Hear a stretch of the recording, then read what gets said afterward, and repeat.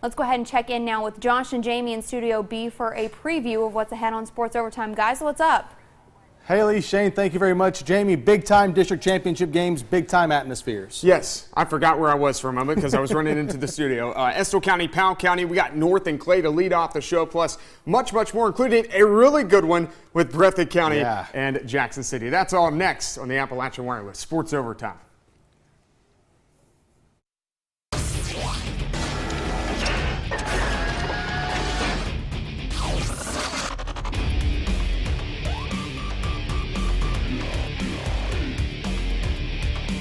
Welcome into this district championship edition of the Appalachian Wireless Sports Overtime. Alongside Jamie McCracken, I'm Josh McKinney. Jamie, as we mentioned in the tease, some big games, but the atmospheres may have been even better tonight.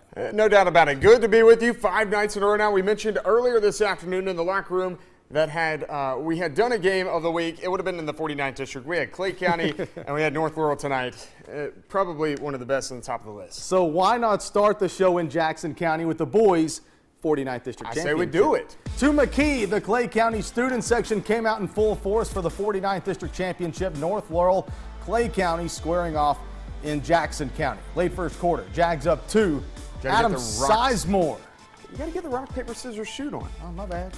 To Brian Gray from the wing. Yes, no, why not? Ball drops, lead out to 5.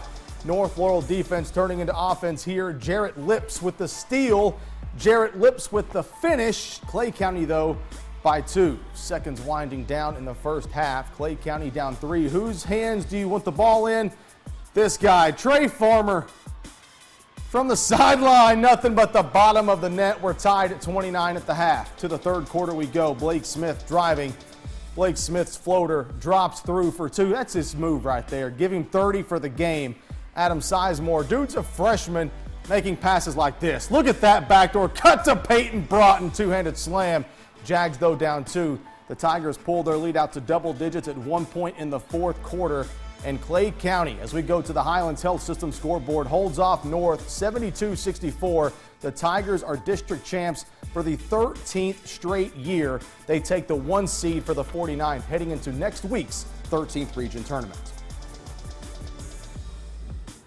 Here we are in the 56th District Championship in Powell County. I'm here with my friend John and my brother Nate. Nate, what do you think the prediction is going to be for the game? Well, you know, I think Powell County has the upper hand in this game. I think they'll pull out on top. All right, John, what do you think? I feel like the Pirates are going to go through with the win, baby.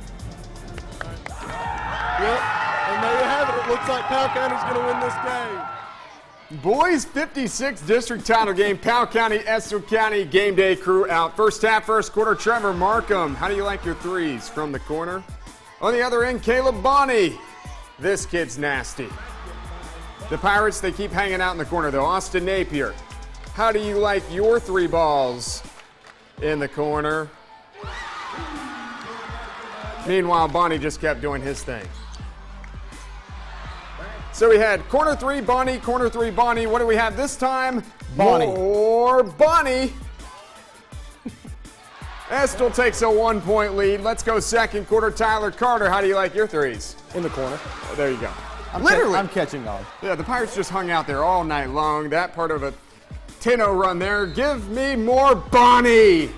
And 1. The sophomore finished with 32. Powell up 10 at the break, though. Second half, Nate Brooks gets it to a cutting Adrian Williams.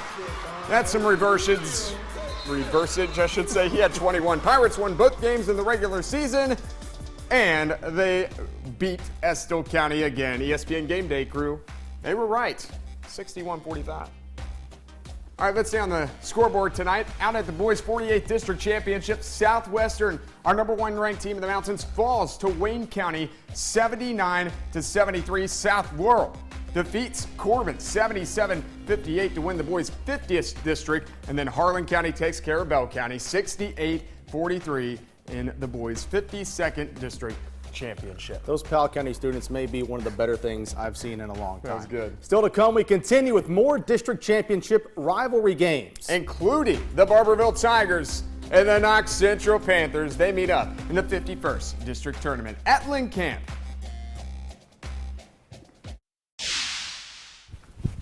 Time now for our fans in the stands, sponsored by Eastern Kentucky University. Estill County student section. Not sure what the theme was here, but we had the girl in the pig suit throwing the tees out tonight. There's gorilla, cowgirls, and a guy riding a stick dog. Right there he is.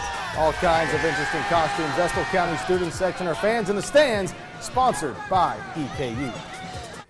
Now to the boys' 51st district. If there's one thing we know about Barberville, it's that Brentley Perry, also known as Brent Perry, can score the rock. Dude is averaging 22 per game, but the one time the Tigers played Knox Central this season, he scored 18 and they lost. Rematch time. This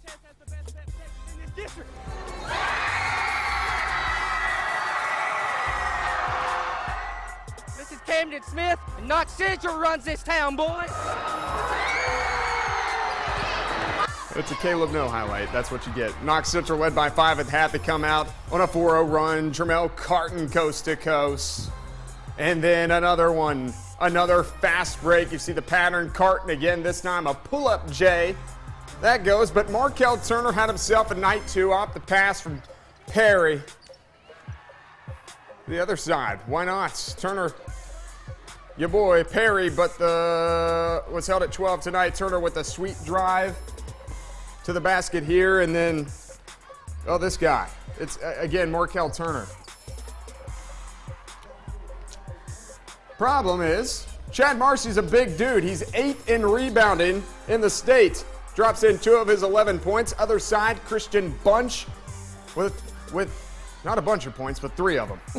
Actually, yeah, he had 2 threes on the most night. you can get on one shot. That's right. No, you get 4. You get a 4-point play. There's that guy again, Chad Marcy. 2 shots with the free throw. He had 16 boards tonight, by the way.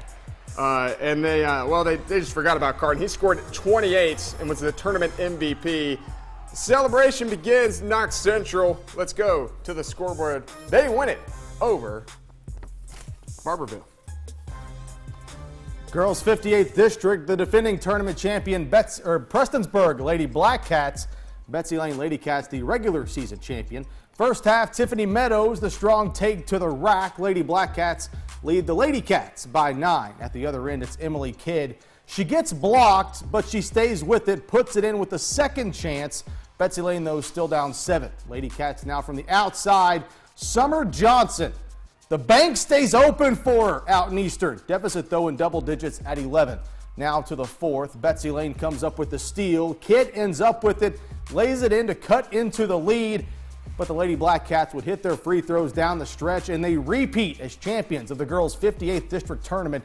Prestonsburg beats Betsy Lane 53-47. Meadows was named most valuable player of the tournament. All right, boys 59 District Championship, Pikeville, Eastridge.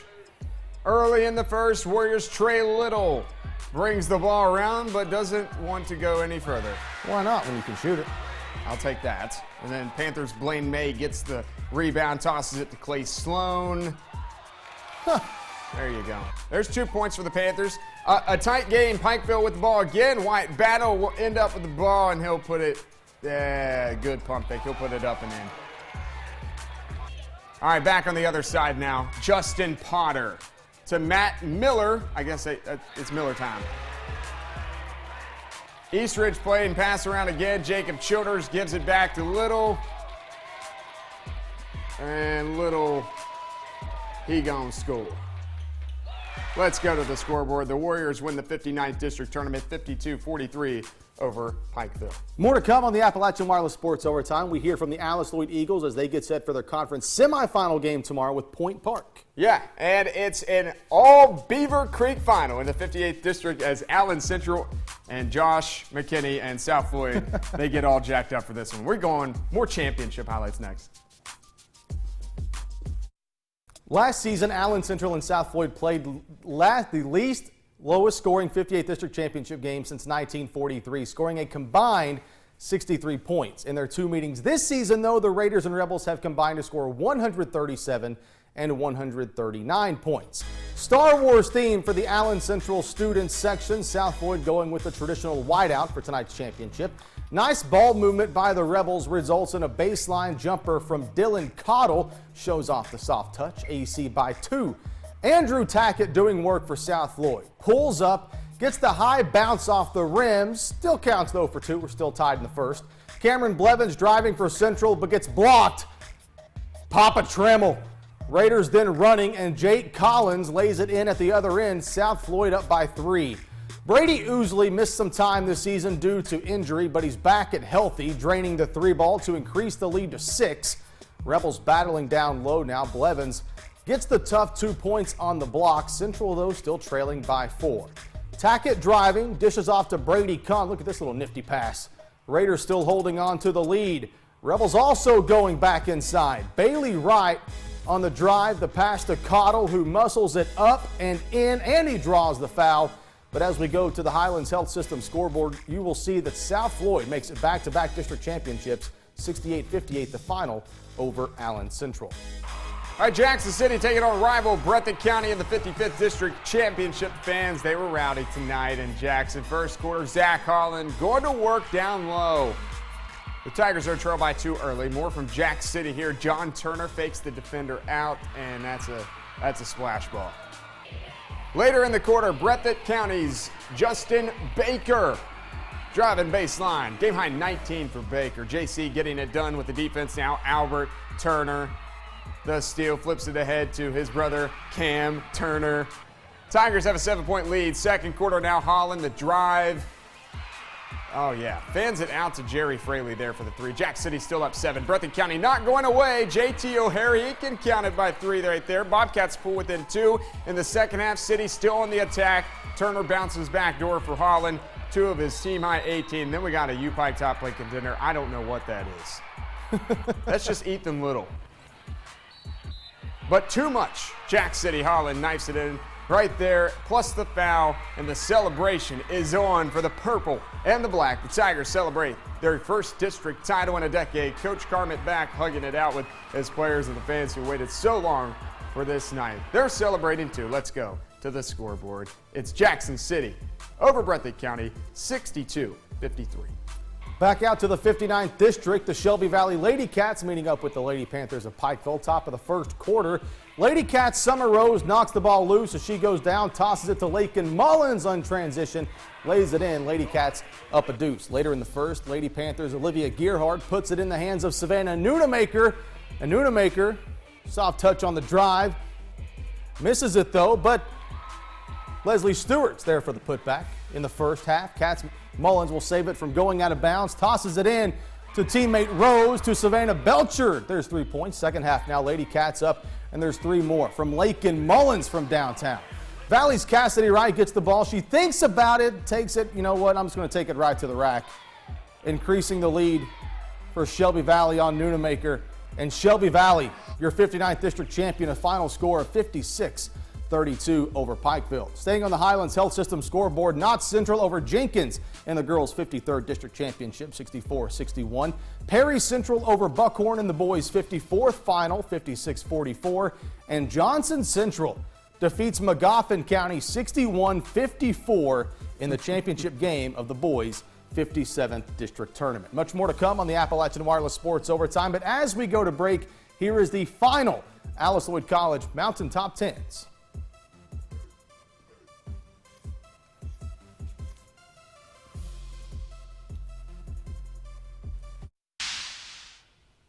How about we do some Long John Silvers, Jamie? We go back out to Jackson. Is this really a shot?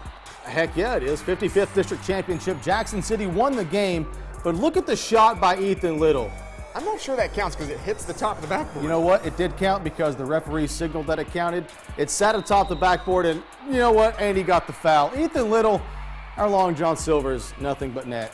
Shot of the night. We need a review on that. It's now time to get you set for this weekend's action with the Saturday slate sponsored all season long by Union College. The Kentucky Wildcats have 3 games remaining in the regular season. And first up tomorrow, the Vanderbilt Commodores. That's right. They go to Nashville along with Vanderbilt. Kentucky will play Florida and LSU, 3 teams that are currently on the bubble when it comes to the NCAA tournament. John Calipari says that sort of thing does not matter, though, to his team because regardless of the situation, it gets everyone's best shot. I don't think it matters to us. I mean, every team we play, it's like we win this game, we don't have to win anymore. Really, you got 18 games left. I mean, so I don't think for us, it's every team plays with desperation when they play us. And on the road, it's them along with a sellout crowd that they haven't had all year, or they, their biggest crowd and all that stuff.